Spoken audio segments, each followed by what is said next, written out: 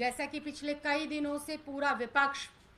इस बात को और इस मुद्दे को बहुत मजबूती से उठा भी रहा है कि नए संसद भवन का जो उद्घाटन होना है उसमें किस प्रकार से भारतीय जनता पार्टी अपनी दलित विरोधी मानसिकता,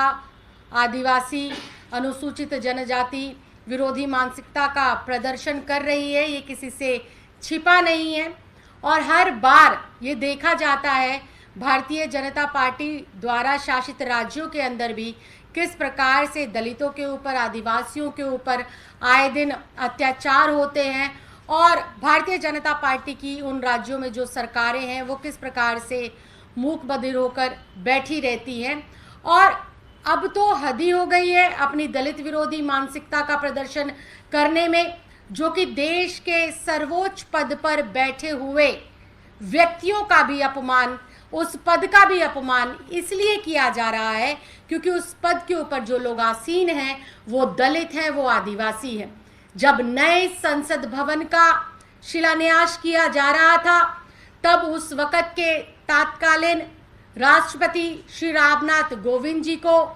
निमंत्रण नहीं दिया गया था, इस बात को दर्शाते हुए कि किसी भी प्रकार के पूजा पाठ में, किसी भी प्रकार के विधि विधान में या शुभ कार्यों में दलितों का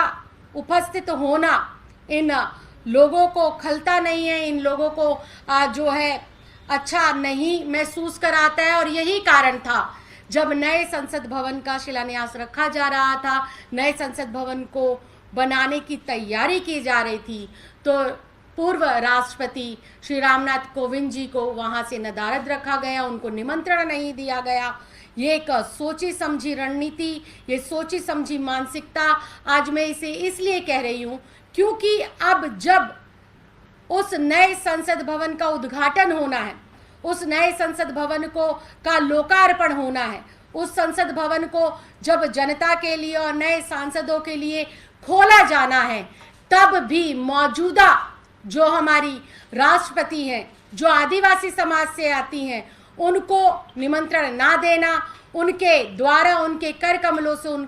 उसका उद्घाटन ना करवाना, इस बात की ओर साफ साफ इशारा करता है कि भारतीय जनता पार्टी सिर्फ और सिर्फ दलित समाज के लोगों को, अनुसूचित जनजाति के लोगों को, आदिवासी समाज के लोगों को सिर्फ और सिर्फ एक वोट बैंक समझती है, वोट बैंक के लिए इनको पदों पर आसीन रखती है। लेकिन जब बड़े बड़े उद्घाटन होने चाहिए, जहां पर उनकी मौजूदगी कानून के तौर पर, संविधान के तौर पर और योग्यता और पद के हिसाब से उपस्थिति उनकी महत्वपूर्ण होनी चाहिए, तब उनको वहां पर नज़रअंदाज किया जाता है, बुलाया नहीं जाता है। मैं आज अपने तमाम मीडिया के बंधुओं के माध्यम से भारतीय जनता पार्टी को ये कहना चाहती हूँ कि आज जिस सत्ता में आप लोग बैठे हैं, अलग अलग राज्यों की सत्ता में जो आप बैठे हैं, वो दलित समाज के वोटों से, आदिवासी समाज के वोटों से, जनजाति जो पिछड़े वर्ग के लोग हैं उनके वोटों के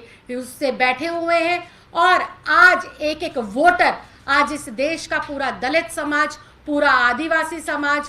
पूरा पिछड़ा वर्ग आपकी इन हरकतों को देख रहा है और बहुत ज़्यादा आहत है अपने सर्वोच्च पदों पर बैठे हुए व्यक्तियों के अपमान को देखते हुए। तो वो दिन दूर नहीं जब इस देश का पूरा दलित समाज एक होगा और आप लोगों को इस अपमान के बदले में सबक सिखाएगा और आपको सत्ता से उखाड़कर फेंकने का काम करेगा। और मैं ये भी कहना चाहती हूँ कि भारतीय जनता पार्टी के अंदर थोड़ी सी शर्म बची है, थोड़ी सी अगर इनके अंदर इस बार देश के प्रति सम्मान और मान बचा है, तो देश के सर्वोच्च पद पर बैठी हुई हमारी जो राष्ट्रपति हैं श्रीमती द्रौपदी जी, उनको ये बुलाएं और उद्घाटन उन्हीं के कर कमलों से करवाएं। बहुत बहुत धन्यवाद, बहुत बहुत आभार।